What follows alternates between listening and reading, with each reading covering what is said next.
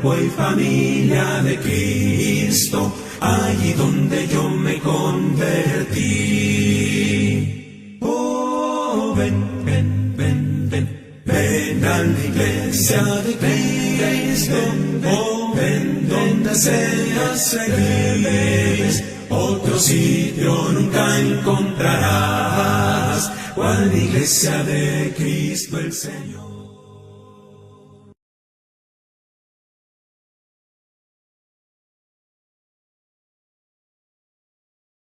Que nos habla les desea grandes bendiciones de parte de nuestro Padre Celestial. En esta hora pues me place transmitir este programa a través de este canal 24 y me alegro mucho de compartir estas bendiciones con ustedes hasta de sus hogares, y así pues que usted como un telespectador sea una persona que realmente este programa le sirva bastante. Mi amable televidente, este programa es de bendición según como usted lo escuche, según como usted le ponga atención.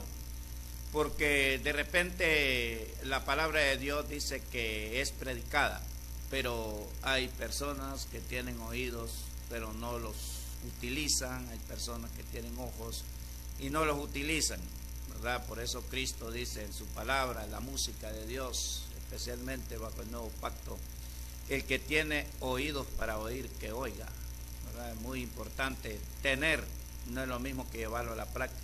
Hay quienes tienen oídos, pero no les es posible comprender la palabra de nuestro Dios Todopoderoso. Así pues, mi amable televidente, es un gran placer, es un gran privilegio tener la oportunidad de estar aquí con usted a través de esta programación cristiana que lleva por título Resplandece. Así pues, en este programa Resplandece estaré presentando esos preciosos cánticos espirituales al estilo a capela. El cántico espiritual, hay quienes alegan, ¿qué son entonces esos cánticos espirituales? Dicen algunos no estar de acuerdo con los cánticos espirituales al estilo a capela. Dicen algunos entonces los otros cánticos entonados por otras personas, otro grupo religioso, no son espirituales. Hacen la interrogante, ¿qué es un cántico espiritual? Vamos a hablar un poquito de esto, que es un cántico espiritual. Vamos a ver la expresión de nuestro Señor Jesucristo con referencia a los verdaderos adoradores. Cantar no es solo porque se escuche bonita la tonada, no es solamente aprender los acordes. En cantar, ¿verdad? No es solamente que la tonada de su voz sea bonita, ¿verdad? No solamente es eso, no es solamente que usted aprenda a leer el pentagrama o la solfa de un himnario para poder cantar, ¿verdad? El cantar no es solamente aprender a cantar en varias voces, no es que usted, porque aprendió a cantar en barítono, en tenor, que usted aprendió a cantar en la voz del bajo, ¿verdad? O melodía. Cualquiera de esas voces que usted esté practicando o cante, que diga usted, yo soy miembro del coro tal de determinada iglesia, de determinado instituto, de determinada escuela, yo sé cantar mejor que los otros hermanos, ¿verdad? Eso no es nada verídico decir que yo, porque puedo leer una solfa, un pentagrama de un himnario, o porque haya recibido clases de música, ¿verdad? En alguna universidad, de alguna manera que he estudiado música, es que yo realmente mi cántico es mejor, ¿verdad? Que el que canta el hombre que canta de su manera espiritual, de su manera natural, sin haber estudiado música. Jesucristo habló de la diferencia. Todos los grupos religiosos se basan en Salmo 150 y Cristo, este tipo de alabanza del Antiguo Testamento, que según la Biblia, en Primera de Crónicas 25, versículos del 1 al 3, dice que los instrumentos musicales se utilizaron en el Antiguo Testamento especialmente para profetizar. La Biblia dice en Mateo 11:13 que la ley y los profetas llegan hasta Juan el Bautista. Al terminar la profecía del Antiguo Testamento con Juan el Bautista, entonces la ley del uso de instrumentos musicales para profetizar para la tribu de Leví, ahí terminó. Entonces aquí explico esto, cuando el cántico es espiritual y cuando el cántico no es espiritual. Un cántico acompañado de instrumentos musicales en la actualidad no es espiritual, aunque digan que es espiritual, no lo es, porque no lo están haciendo conforme a la orden del Espíritu de Dios bajo el nuevo pacto. No es espiritual, sino que es un cántico emocional, un cántico acompañado con materia. Dice la Biblia en Juan 4, versículo 24, hablando de nuestro Señor Jesucristo en el diálogo con la mujer samaritana en el pozo de Jacob, y haciendo una referencia de los hombres que cantaban en el Antiguo Testamento, que adoraban en determinado lugar. Había una discrepancia entre samaritanos y judíos. Unos alegaban que el lugar del monte Gerizim era el lugar donde se debía de adorar correctamente a Dios, porque ahí Dios regaló un pozo a Jacob, el padre de los patriarcas, el mismo Israel. Luego los israelitas alegaban que en Jerusalén era el lugar donde se debe de adorar, porque ellos tenían en mente que Jerusalén era la ciudad de David, conquistada en el Antiguo Testamento a los jebuseos, aquella ciudad fortificada, que todo el mundo se burlaba de los otros ejércitos, que era imposible que la conquistaran, y David, por medio del poder de Dios, conquistó la ciudad de Salem, ¿verdad? Esa ciudad de Salem es Jerusalén, es la ciudad de David, porque David con su ejército, o sea, el ejército israelita, conquistaron esa ciudad fortificada. Entonces, esa ciudad del gran rey, le llaman la ciudad del gran rey, porque David, con el poder de Dios, conquistó esa tremenda ciudad allá en el Antiguo Testamento, según la historia. Entonces los israelitas decían que en Jerusalén era el lugar correcto de adorar a Dios, ahí donde estaba el tabernáculo, ¿verdad? El lugar donde los israelitas manipularon, llevaron y ubicaron en un lugar, el monte, en un lugar alto, parece que es Gabaón, donde ahí ubicaron la tienda móvil, el tabernáculo, ordenada ya en Éxodo capítulo 24, por Dios, las medidas y los materiales que debían de utilizar, incluso para el arca, para la mesa de los panes de proposición, y también para los altares. Todo estaba bien ordenado en el Antiguo Testamento. Y es donde dice el Salmo 150 que hay que adorar a Dios en el santuario con todo tipo de instrumentos. El uso de instrumentos musicales en el Antiguo Testamento era utilizado también para sacrificar el holocausto en el tabernáculo, lo mismo que la profecía acompañaba a eso, y además era entonado por los hombres que estaban autorizados, el grupo de la tribu de Leví. Entonces, mi amable televidente, el cántico espiritual, por eso habla la Biblia de hablando entre vosotros con cánticos, con himnos y cánticos espirituales. Vamos a ver aquí primeramente lo que nos enseña Cristo, lo que enseña Cristo a la mujer samaritana que vendría después de su resurrección. Dice la Biblia,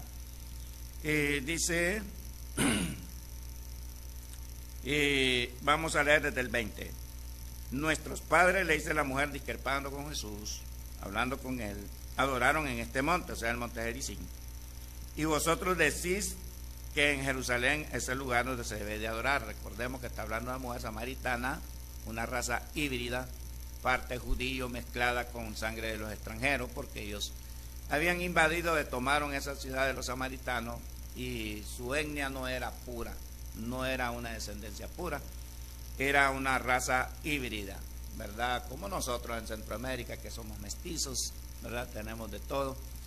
Pero en aquel tiempo el asunto de la etnia, el asunto de la descendencia genealógica era respetada por los descendientes de Abraham en el aspecto genealógico. Para los judíos, alguien que no fuera puro, de la raza pura de los judíos, entonces era un perro, así, un inmundo. Ellos a los samaritanos los señalaban como perros, los señalaban como inmundos, ¿verdad? Por eso que era una raza híbrida. Entonces ahí estaba el problema de la división. Dice la Biblia: vosotros decís que en Jerusalén es el lugar donde se debe de adorar. Jesús le dijo: mujer, créeme que la hora viene cuando ni en este monte ni en Jerusalén adoraréis al Padre. Ahí Cristo lo habló bien clarito y es cierto. Hoy en día en el monte Gerizim nadie adora al Padre. En Jerusalén realmente, como Cristo quiere que le adoren, no hay adoración, ¿verdad? Y le dice: vosotros adoráis, le dice Cristo, lo que no sabéis, nosotros adoramos lo que sabemos, porque la salvación viene de los judíos, ¿verdad? Esta palabra, vosotros adoráis, dice: lo que no sabéis, nosotros adoramos lo que sabemos, porque la salvación viene de los judíos, le dice en el versículo 22. Esta palabra de vosotros se refiere como quien dice ustedes, los samaritanos. Al decir nosotros adoramos lo que sabemos, Jesús se identifica con los, como judíos. El versículo muestra que el Evangelio de Juan no es antisemita, ¿verdad? La salvación viene de los judíos, porque todo el Antiguo Testamento que enseñaba sobre la salvación vino a través del pueblo judío, y el Mesías mismo vino de los judíos y no de los samaritanos, ni por extensión de los gentiles. Por eso es que dice Cristo que la salvación viene de los judíos. Cuando dice vosotros adoráis lo que no sabéis, dice aquí, vamos a ver en la traducción del lenguaje actual según la Biblia, porque hay que ver las traducciones correctas.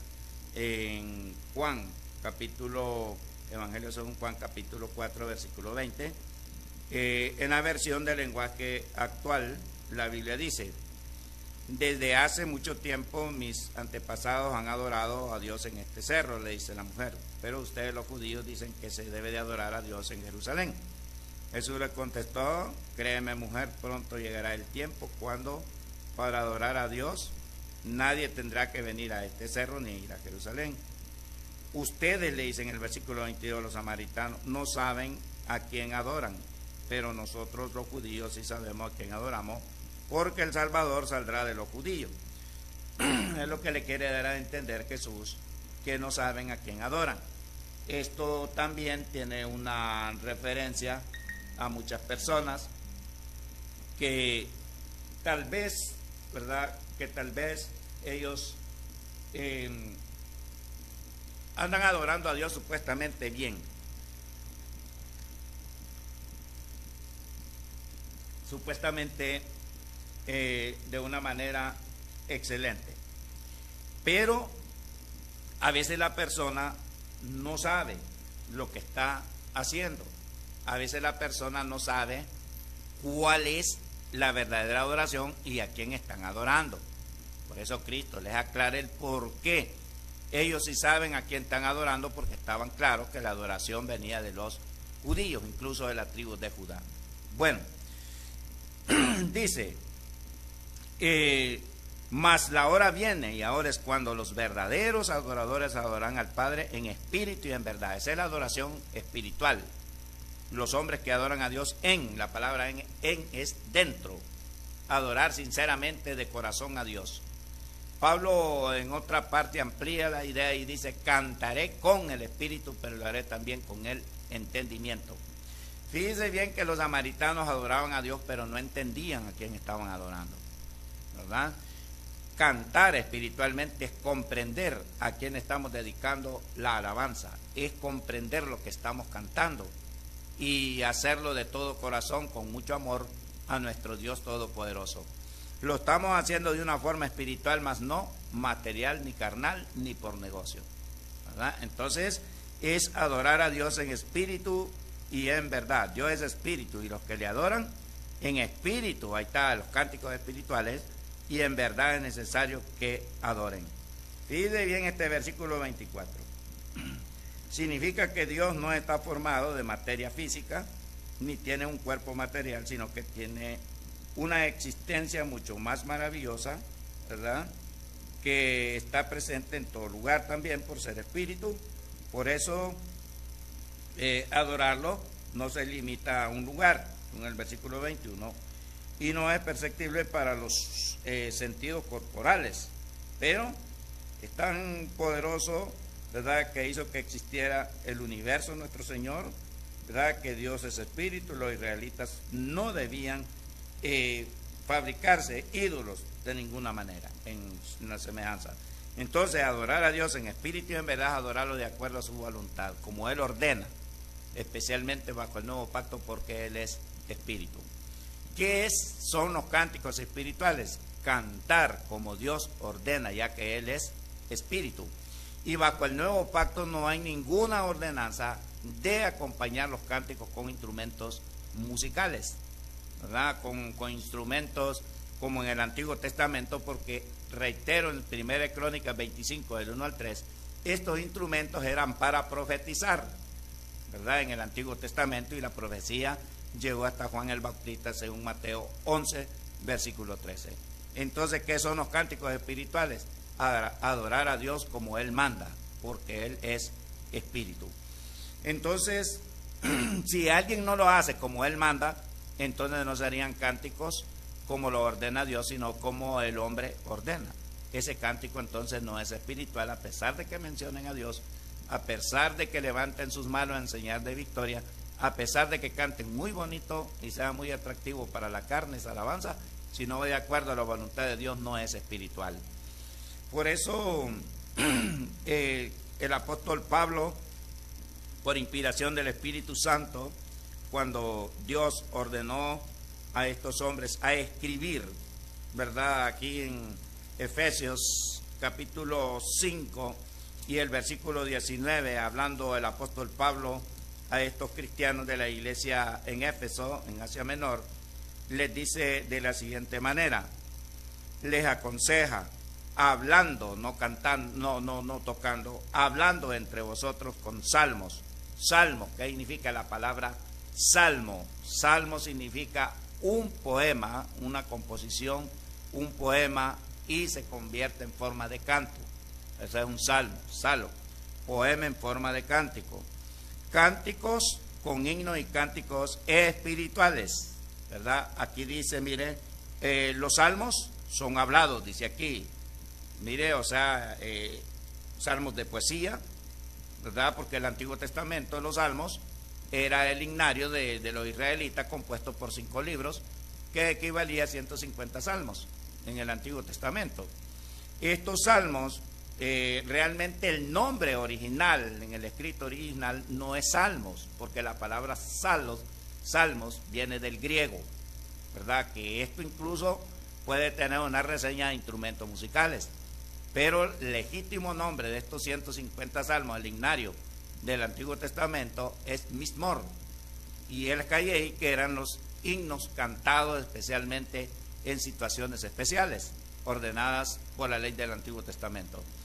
Entonces, el salmo o el Mismor, ¿verdad?, que miramos en el Antiguo Testamento, era un poema y se entonaba en forma de cántico cantado, como dice Romanos 15:9, cantaré a los gentiles, dice David. Por eso dice, hablando entre vosotros con salmos, hablado, mire, y luego con himnos y cánticos espirituales. Mire, cantando, no tocando, mire, y alabando al Señor en vuestros corazones, dice la Escritura. Miren, aquí miramos nosotros, el lleno del Espíritu Santo produce como resultado una alabanza gozosa.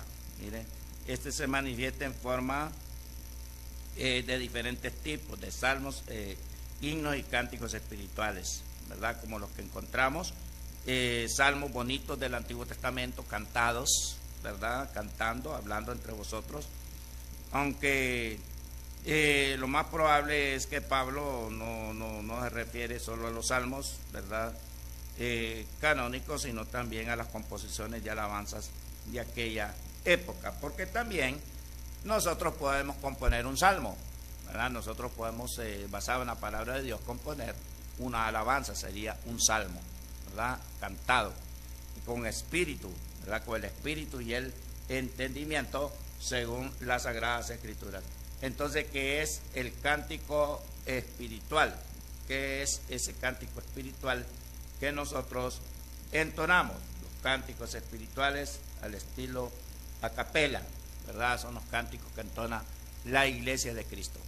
Bajo el Nuevo Testamento no existe ninguna reseña Algunos quieren basar la palabra salmo basado en el griego, que dicen que significa instrumento musical. De ninguna manera. Ahí Cristo cantó, según Mateo 26:30, y bajo el nuevo pacto la palabra salmo, aún en el griego, significa un poema en forma de cántico, pero no significa salterio. El salterio sí significa instrumento musical. Pero bajo el nuevo pacto no existe ninguna evidencia de que los primeros cristianos en la iglesia primitiva utilizaran un tan solo instrumento de música para cantar, o sea, mecánico, instrumentos muertos, ¿verdad? He leído en el libro de Flavio Josefo, historiadores de la iglesia primitiva, que eran judíos, y he leído también en el libro de Eusebio, escritores en griego, prácticamente primero y segundo siglo, perdón, también de Clemente, que dice que el Imperio Romano perseguía a los cristianos, que el único delito que existía para el cristiano era levantarse muy de mañana, de madrugada, a cantar alabanzas al Señor, a entonar cantos, dice el escritor Eusebio de la iglesia primitiva, y también el escritor Flavio Josefo. Entonces tenemos esa evidencia. Muchas personas dicen, de seguro que eso no pueden tocar. Para su conocimiento, yo era fanático, ¿verdad? Era fan a la música. Aprendí a ejecutar algunos instrumentos musicales de 12 años. Me gustaba, antes de entrar a los caminos del Señor, entonar canciones clásicas, ¿verdad? Y sí soy músico, pero yo no estoy para hacer mi voluntad, sino la voluntad de Dios. Eso es muy importante, que nosotros lo comprendamos, que no es lo mismo hacer mi voluntad con hacer la voluntad de Dios. No podemos hacer una mezcolanza de la práctica del Antiguo Testamento con la del Nuevo Testamento. El Antiguo y el Nuevo son dos pactos diferentes, ¿verdad? Son totalmente diferentes. El Antiguo Testamento, dictado en el monte Sinaí, duró hasta la cruz, hasta la crucifixión de Cristo en el madero. El Nuevo Testamento durará hasta el fin del mundo. Entonces son dos puntos muy diferentes. Así es que, mis hermanos, cánticos espirituales es cantar de acuerdo al Espíritu, al ordenado por el Espíritu Santo bajo el Nuevo Testamento, nuestro Dios que es Espíritu, para adorarle como Él ordena. Cánticos espirituales al estilo a capela. Vamos a disfrutar pues de dos cánticos para la honra y la gloria de nuestro Dios, y también para que nosotros disfrutemos de esas maravillosas alabanzas. Señor mi Dios, al contemplar los cielos, el firmamento y las estrellas mil, al oír tu voz en los potentes truenos y ver brillar el sol en su cenit, mi corazón entona la canción, cuán grande es mi corazón entona la canción, cuán grande es Él, cuán grande es Él. Cuando el Señor me llame a su presencia, al dulce hogar, al cielo de esplendor, le adoraré cantando la grandeza de su poder y su infinito amor. Mi corazón entona la canción, cuán grande es Él, cuán grande es Él. Mi corazón entona la canción, cuán grande es Él, cuán grande es Él. Todas las promesas del Señor Jesús son apoyo poderoso de mi fe. Mientras luche aquí buscando yo su luz, siempre en sus promesas confiaré.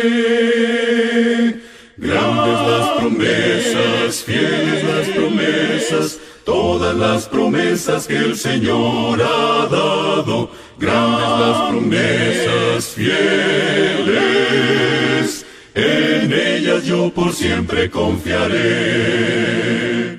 Todas las promesas del Señor serán gozo y fuerza en nuestra vida terrenal. Ellas en la dura lid nos sostendrán y triunfar podremos sobre el mal. Grandes las promesas, fieles las promesas, todas las promesas que el Señor ha dado. Grandes las promesas, fieles, en ellas yo por siempre confiaré.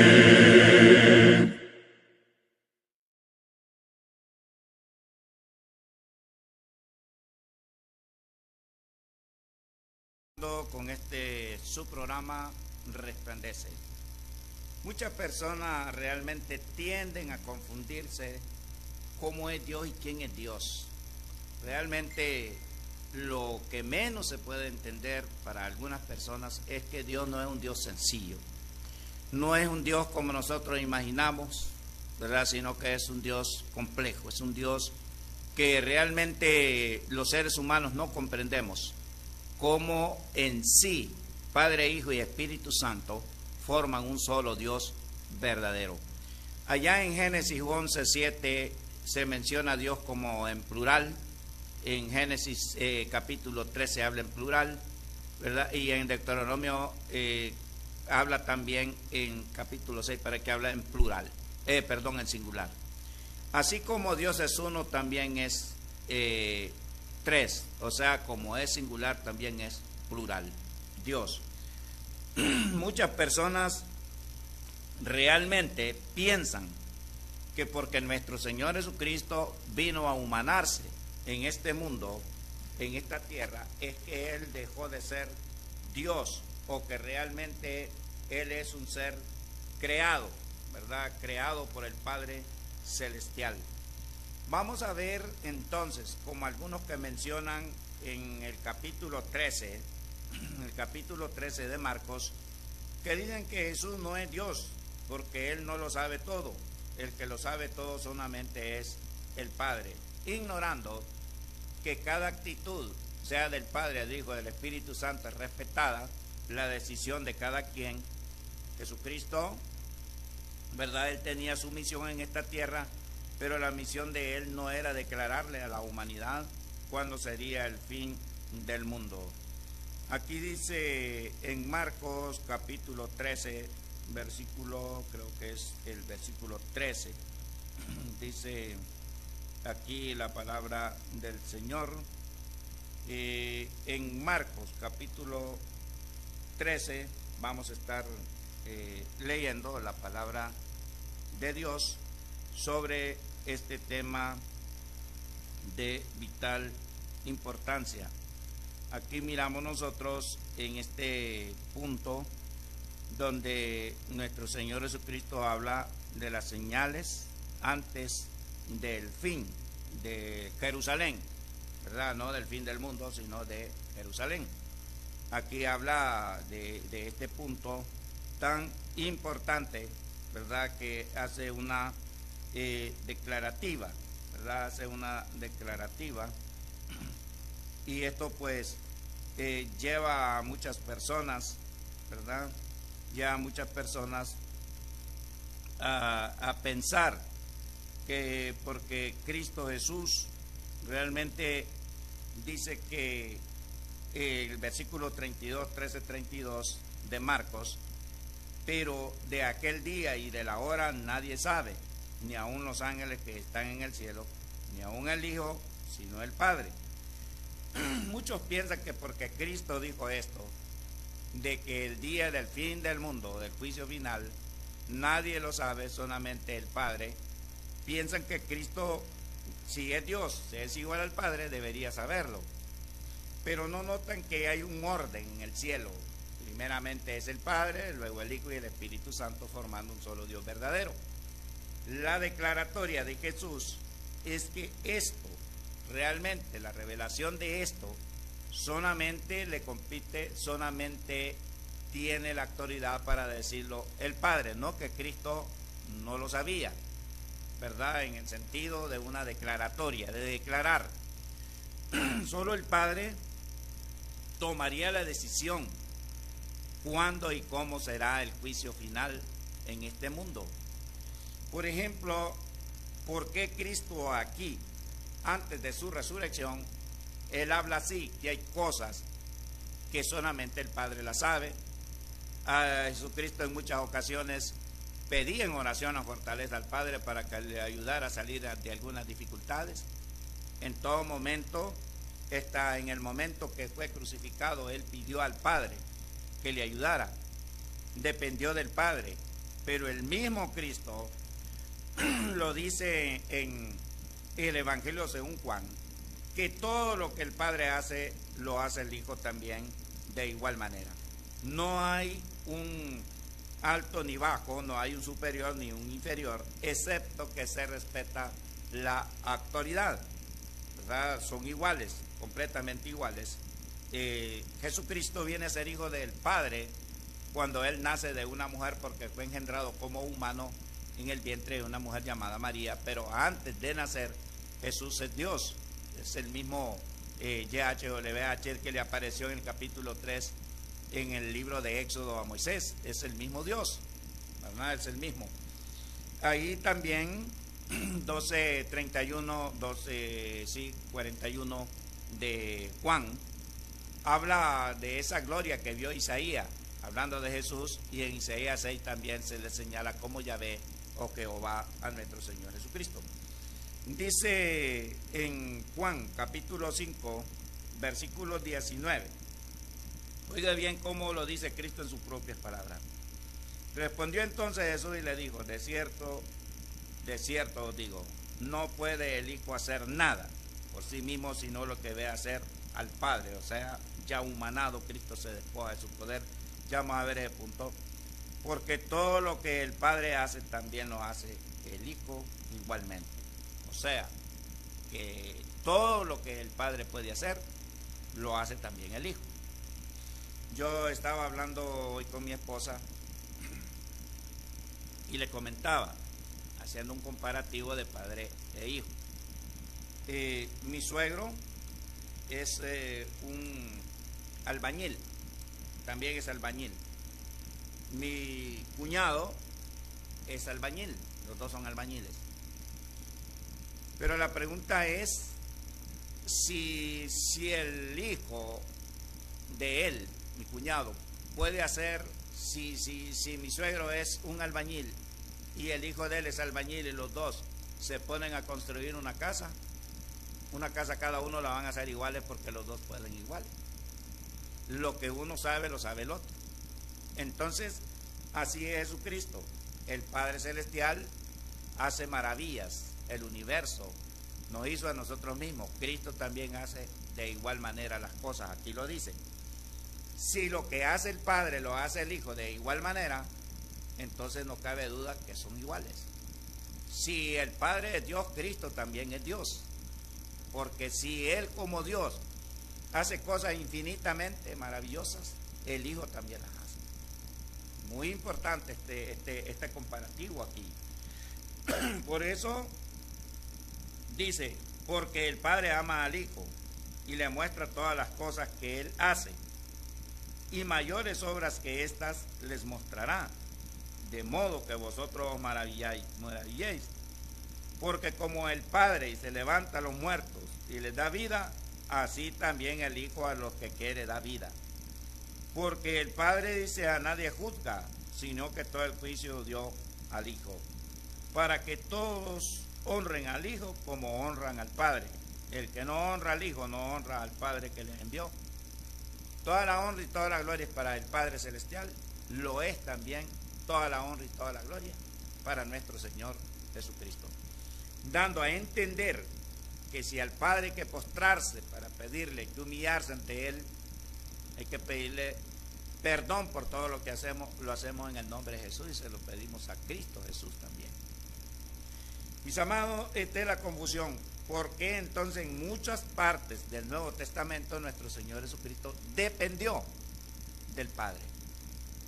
Lo vamos a ver aquí en Filipenses, capítulo 2, aquí la Biblia le declara a usted el por qué Jesucristo se muestra así, y que la gente de repente piensa que Cristo es inferior al Padre. Algunos se han atrevido a decir que Cristo es la primera criatura, es el primer ser creado en este mundo, cosa que no es cierto, porque Cristo es eterno, no tiene principio ni tiene fin. Si es igual al Padre, el Padre Celestial es eterno, también Cristo es eterno. En Colosenses capítulo 2, versículo 9 dice que en Cristo habitan todas las cualidades de la deidad. O sea, que si la cualidad del Padre, una de ellas es ser eterno, el todopoderoso, omnisciente, omnipresente y todo, Cristo Jesús también. La Biblia dice que Cristo lo sabía todo, conoce los pensamientos de los hombres como también lo hace el Padre.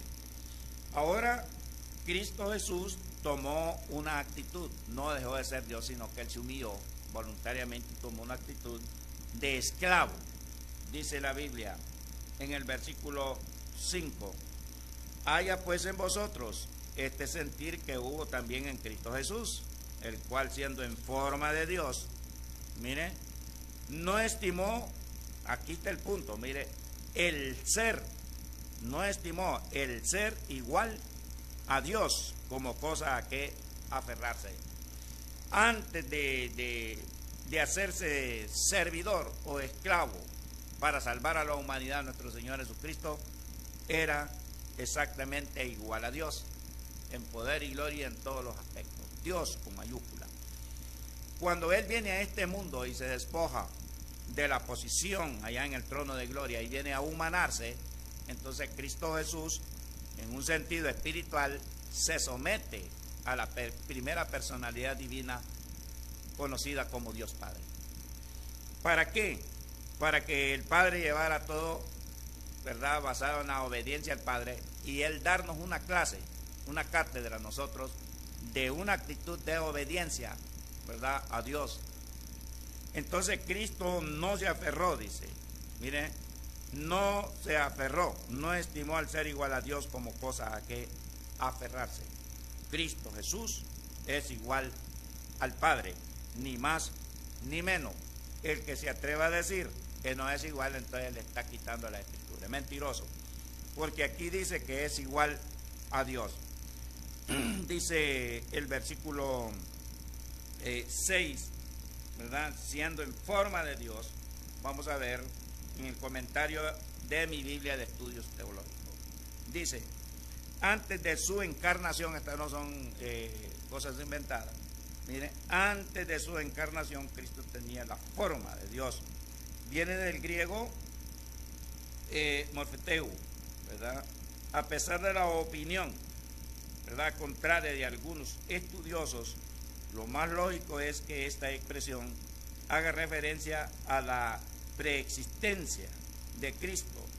El Hijo eterno estaba con el Padre. Juan 1:1, en el principio era, la palabra era es eternidad, el verbo, o sea, la palabra eterna que es Cristo, y el verbo era Dios, ¿verdad?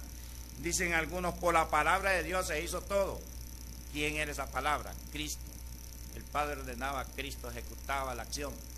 Esa es la palabra eterna, la palabra de Dios, Cristo, el verbo eterno.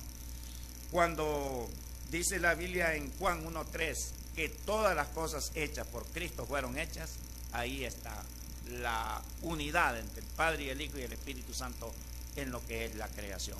Son iguales. Dice aquí la palabra de Dios, aún en la oración, ¿verdad?, en 17:5 de Juan, habla que Dios le devolverá aquella gloria que tuvo antes de que el mundo fuese, en la preexistencia de Cristo, ¿verdad?, con anterioridad, ¿verdad?, a su nacimiento en Belén. Aquí en forma de, significa compartir una misma naturaleza y poseer todos los atributos esenciales de algo. Por lo tanto, en forma de Dios es prácticamente equivalente al ser igual a Dios. Forma de Dios equivalente a ser igual a Dios. Según la Biblia viene del griego isateo, igual a Dios. Esa es la palabra que menciona aquí en Filipenses 2:5. Y contrasta de manera notoria con tomar forma de siervo. El Hijo de Dios es y siempre ha sido Dios. Forma podría también hacer referencia a Cristo como la imagen más acabada de Dios, o sea, lo más eficaz, la imagen misma de su sustancia, ¿verdad? Podemos decir. Cristo, la imagen del Dios, igual a Dios, se convirtió en siervo por su propia voluntad, todo para salvar a la humanidad.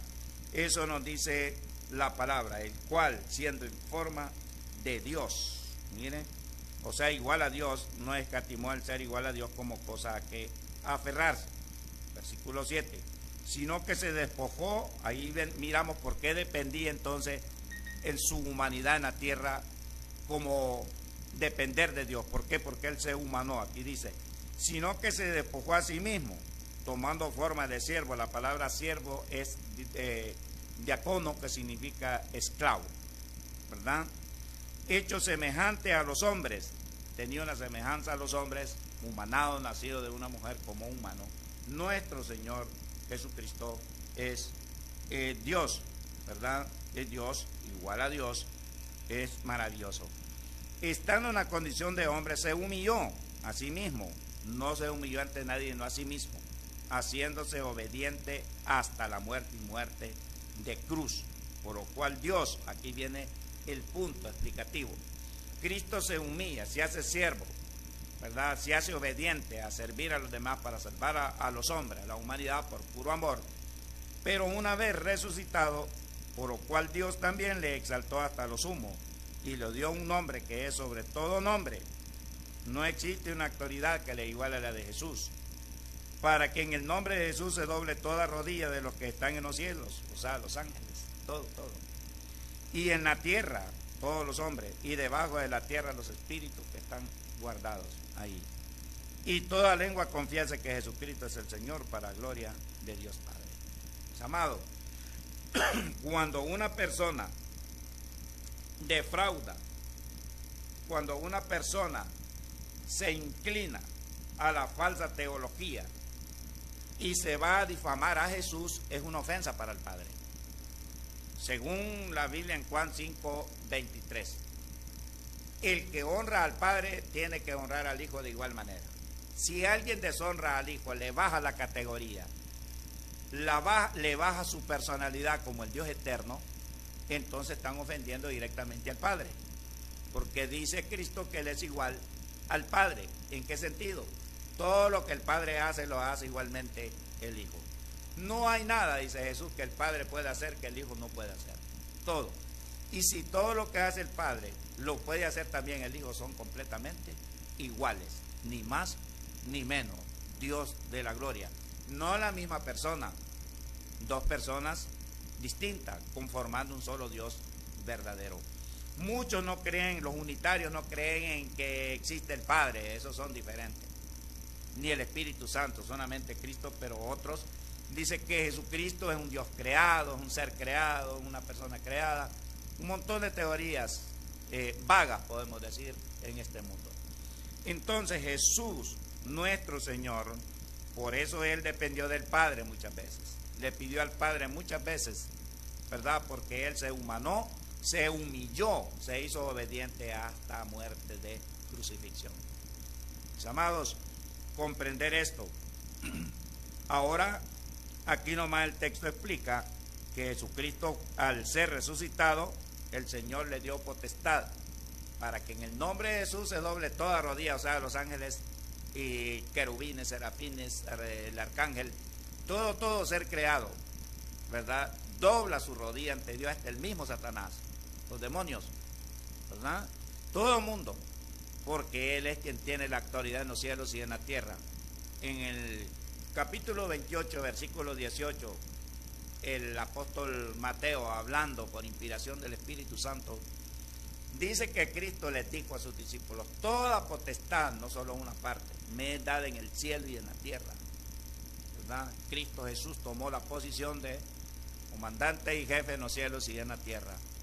Él es el jefe, Él es el todopoderoso, Él es el dueño de la iglesia que compró con su sangre preciosa derramada en un madero.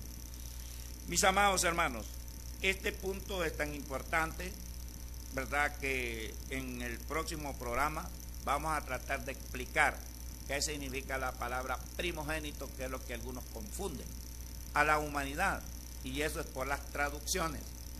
La traducción que popularmente se maneja y que los católicos les llama a la Biblia, los hermanos separados, la Reina y Valera. Quiero decirles que la Biblia Reina y Valera es muy parecida al catolicismo y tiene muy acercamiento a la doctrina católica. ¿Quiénes fueron los traductores de la legítima escritura del griego al castellano? Posiodoro de Reina y Cipriano Valera. Busque estos dos nombres en el internet y ahí la historia le va a decir quiénes eran. Eran monjes, eran sacerdotes, ¿verdad?, seguidores de Jerónimo, este teólogo católico, ¿verdad?, hombres muy inteligentes, hombres muy capacitados. Ellos fueron servidores al catolicismo también en su traducción, excepto que no les gustó muchas cosas, ¿verdad?, muchas tesis, muchas situaciones del catolicismo, y querían reformar la Iglesia Católica, al igual que Martín Lutero. Fueron perseguidos para ser asesinados por la misma Inquisición, por los mismos católicos. Bueno, esos son otros puntos, pero estos dos traductores no son aún 100% confiables, porque traían algunas tradiciones que pudieron haber acomodado o acomodaron la Biblia. ¿Por qué motivo le digo esto? Poniendo un ejemplo, cuando ellos mencionan la palabra cruz bajo el Nuevo Testamento, no debería de ser así, una T minúscula. La palabra cruz viene del griego estauro, que significa que es un verbo, acción y movimiento. Sería crucificar. La cruz de Cristo, la crucifixión de Cristo es un verbo, y la palabra apunta a una estaca vertical de crucifixión llamada madero. La cruz de Cristo es lo que Él hizo sobre él, madero, 1 de Pedro 2:24. Entonces, ahí es donde muchos se confunden, se van rumbo a otra adoración, le dan otro sentido al instrumento de crucifixión, al estaca de crucifixión, ¿verdad? Y ahí va distorsionando la legítima escritura. Mis amados hermanos, vamos a continuar desarrollando este estudio de la personalidad de Cristo. Ya vimos que Jesús y el Padre son iguales, ni más ni menos, porque todo lo que hace el Padre lo hace también el Hijo de igual manera. Filipenses 2:5 dice que antes de humillarse, de hacerse siervo, dice que Él es igual a Dios. Bueno, vamos a escuchar un cántico espiritual, luego nos despedimos de este su programa Resplandece. Unidos, unidos en su nombre, unidos, unidos, unidos en su nombre, unidos por este mundo, paz y amor tendremos, por este mundo, paz y amor.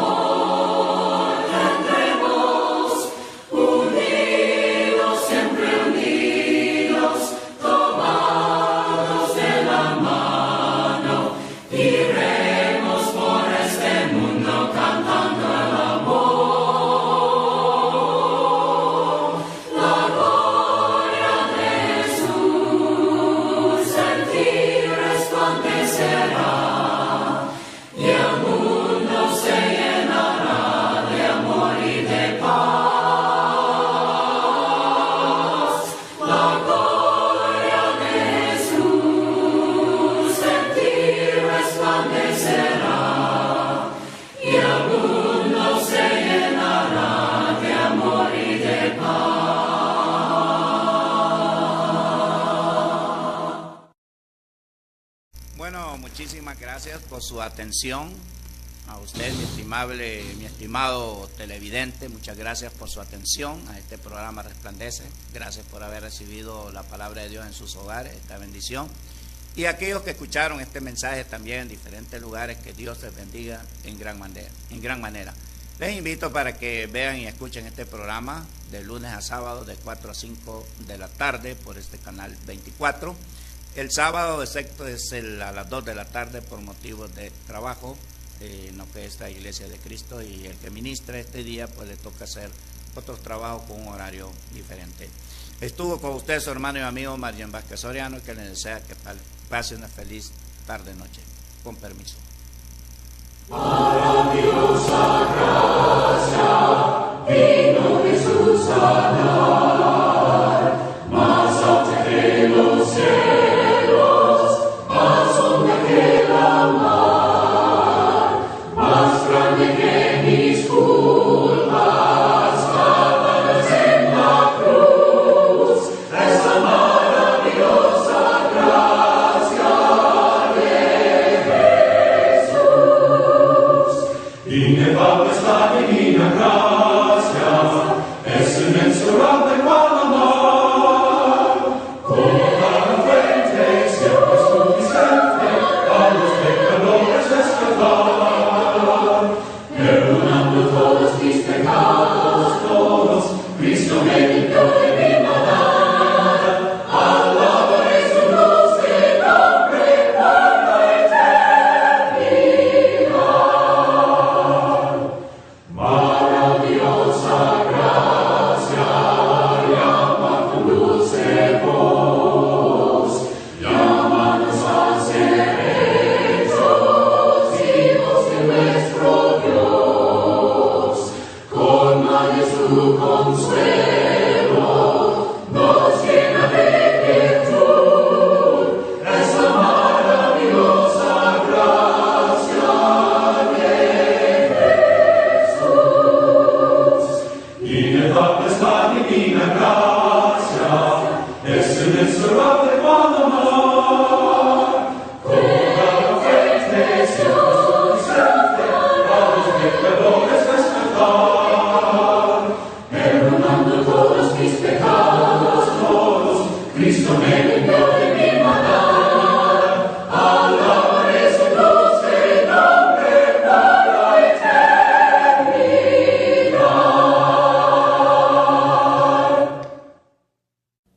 La merced de nuestro Padre es un faro en su brillar, Él nos cuida y nos protege con las luces de alta mar. Mantener el faro ardiendo, arrojar su luz al mar, que si hay náufragos pereciendo, los podréis así salvar. Reina noche de pecado, rubia y a la negra mar, almas hay que van buscando esas luces de alta mar. Mantener el faro ardiendo, arrojar su luz al mar, que si hay náufragos pereciendo, los podréis así salvar. En tu lámpara encendida, de la tempestad habrá algún náufrago perdido, y tu luz le salvará. Mantener el faro ardiendo, arrojar su luz al mar, que si hay náufragos pereciendo, los podréis así salvar. Amén.